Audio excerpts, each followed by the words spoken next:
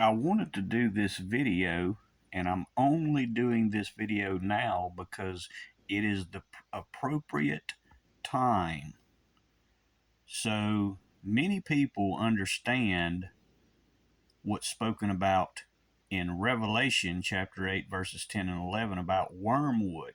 And I'm going to read that. And the third angel sounded, and there fell a great star from heaven, burning as it were a lamp, and it fell upon the third part of the rivers and upon the fountains of waters. And the name of the star is called Wormwood. And a third part of the waters became wormwood, and many men died of the waters because they were made bitter. Now, this is the main verse that this is the actually most people only know about this verse when it comes to wormwood. But again, many people believe this is a comet that falls from heaven. Well, a star burns very hot and very bright. And what I've shown in previous videos is that this star that falls from heaven is not actually a star. Remember, Elijah called down the fire from heaven. That is what Elijah did. He also called down the water from heaven. And Jesus said, the Bible tells us that the prophet Elijah would come before he did, before the Lord comes. And remember, Elijah called down water and fire from heaven.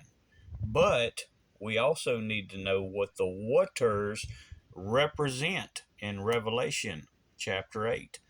Revelation 17:15 gives us a description of that. And he saith unto me, the waters which thou sawest where the whore sitteth are peoples and multitudes and nations and tongues. So the waters in Revelation that wormwood affects do not actually represent literal waters. They represent peoples, multitudes, nations, and tongues. But to get a full understanding of this, you need to go to Jeremiah chapter 23, verse 15. That entire chapter is speaking about false prophets. That entire chapter is dedicated to false prophets of any generation. And what it says is, therefore, thus saith the Lord of hosts concerning the prophets, the false prophets is what that should read.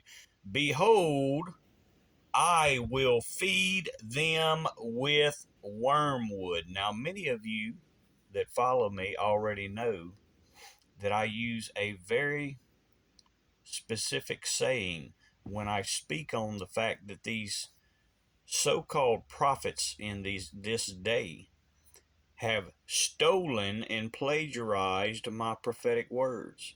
And what I specifically say is that they could not help but to keep their hands out of the proverbial prophetic cookie jar. They have been eating it all up. All of my prophecies, they have ate it all up. They could not help themselves but to steal it, plagiarize it, and it was copyrighted intellectual property. And he says, therefore, thus saith the Lord of hosts concerning the prophets, behold, I will feed them with wormwood and make them drink the water of gall, the water of gall. For from the prophets of Jerusalem is profaneness gone forth into the land. They could not help but to keep their hands out of the proverbial prophetic cookie jar. So I fed them with wormwood. They have been fed with wormwood. That is the prophetic. That's why I waited to do this prophecy fulfilled, because I was feeding them with wormwood. They have only fulfilled their own prophecy. They have fulfilled their own doom. And they only have themselves to blame because they could not help but to keep their hands out of the proverbial prophetic cookie jar. That is prophecy fulfilled. God bless.